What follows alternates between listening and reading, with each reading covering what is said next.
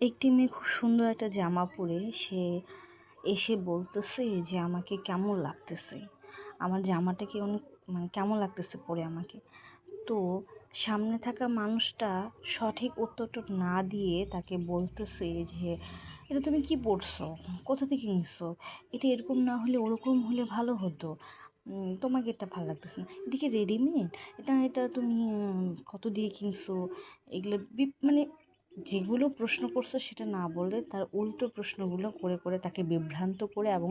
সবচেয়ে বড় ইম্পর্টেন্ট হচ্ছে তাকে কষ্ট দেওয়া, তাকে মানসিকভাবে কষ্ট দেওয়া। তা এই যে এই ধরনের মানুষগুলো, এদিকে আসলে মানুষ বলা যাবে না, এরা হচ্ছে ভাইরাস, যেগুলো আমাদের সমাজে সবার মাঝখানেই আছে। আমরা খুব আনন্দের সাথে তাদের কাছে যাই, সুন্দর করে কথা বলি, বলি যে দেখো তো আমার এটা কেমন হয়েছে, কিন্তু তারা সহজ অ্যান্সারটা না দিয়ে তারা বিভ্রান্তমূলক কথাবার্তা বলে মেন্টালিভাবে তাদেরকে কষ্ট দেয়। তো এই মানুষগুলো যেহেতু আমাদের মাঝে আছে, তা আমাদেরকে তাদেরকে চিহ্নিত করে অবশ্যই তাদের থেকে দূরত্ব বজায় রাখতে হবে। এটা না হলে আমরা ভালো থাকতে